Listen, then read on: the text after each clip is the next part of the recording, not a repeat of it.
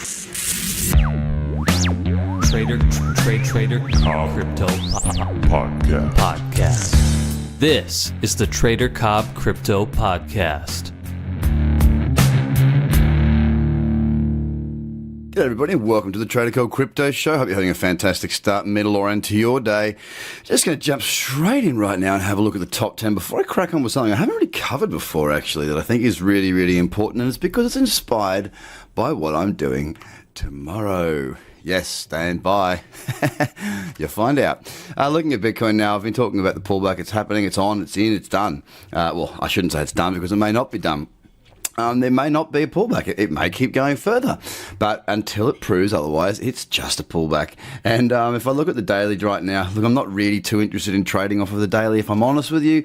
There is a slightly lower high there. It's not something I'm concerned about. It's just not the best chart to look at. I mean, when I compare the 1 day to the 2 day is an absolute bull terror. And that's what I'm waiting for right there. If I can get my little bullish candle in there, then I would be the happiest man alive. I don't know what day we'll have to see today. If it doesn't close, if there's not a new candle opening today, then it's going to be a weekend little candle I'm waiting for, which could actually work out really well. As you guys know, we often don't get a great deal of volume and trading movement over the weekend. So it could just work out for us here, guys. Certainly, I am patiently waiting.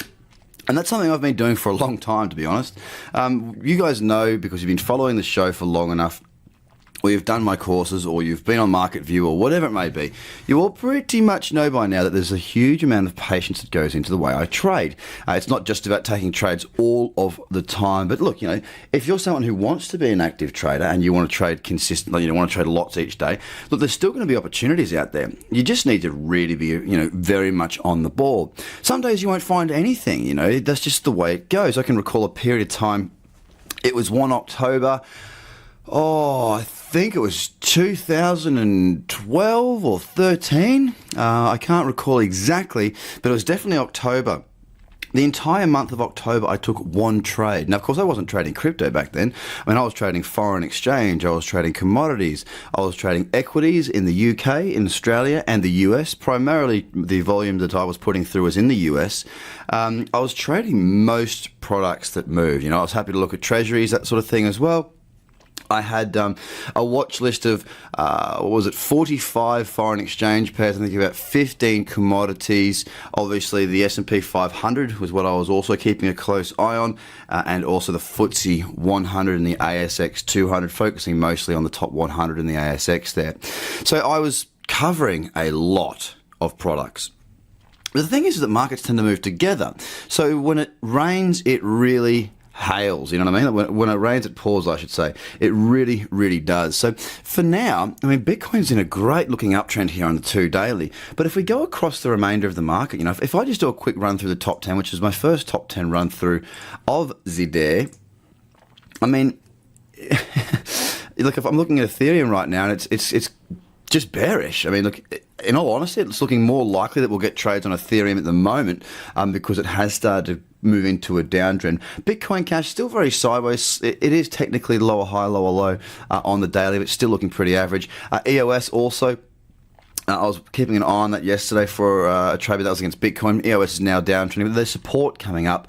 Cardano looking much better as well, downtrending. Lumen has just found that support at 26 cents, or around about that area. We'll see if we break down through there. Neo's not looking too bad, actually. It's probably one of the better ones if I'm considering against the US dollar for opportunity short. IOTA still sitting smack bang on that support right there, about 89.90 cents, which looks really, really nice. I'm going to keep an eye on that for opportunities over the next few days.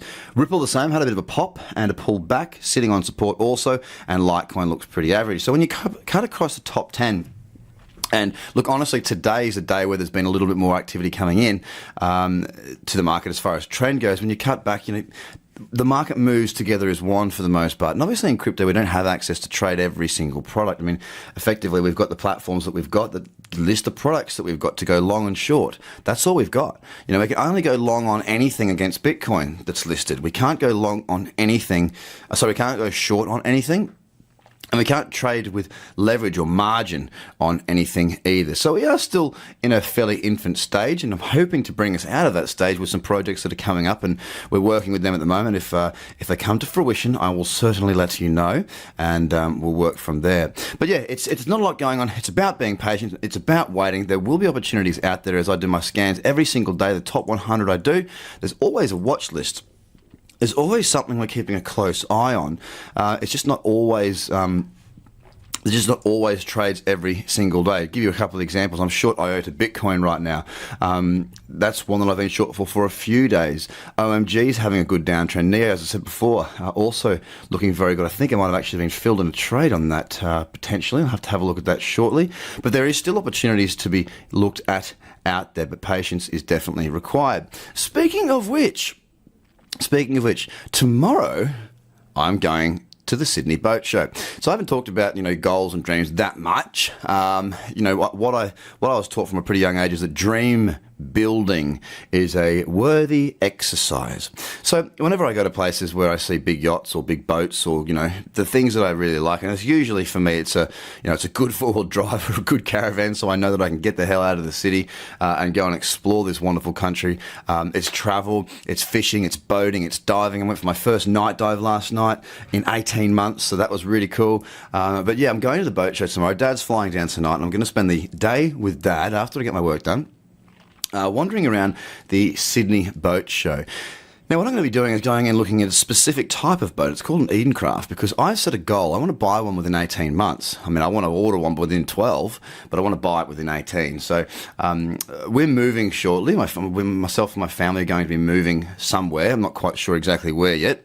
Destination to be decided, but wherever it is, there'll be water there. So that's why 12 months, because I need to go get myself a new place, get settled in, and then get myself a boat. So I'm going to go check out these Edencraft boats and just sort of walk them, stand in them, and basically own one right there when I stand on board.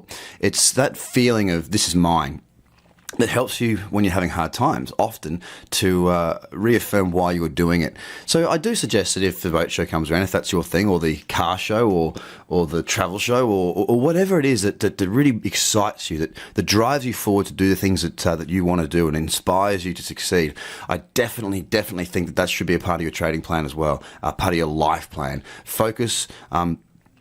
Obviously, we need to focus on the process because that's the part that gets us there. But sometimes we need to remind ourselves why we're doing all this bloody hard work, because times do get tough, things do get frustrating, and we need something there at the end of the tunnel that we're focused on. If we're just walking around without a yellow brick road in front of us, sometimes we can get lost. So tomorrow I'm at the boat show. I'll still be with you. I'll still be doing my scans, and I'll be checking the market in the morning and in the night. Have a great day, guys. Bye for now. The TraderCobb Crypto Podcast. Check out TraderCobb.com because experience matters.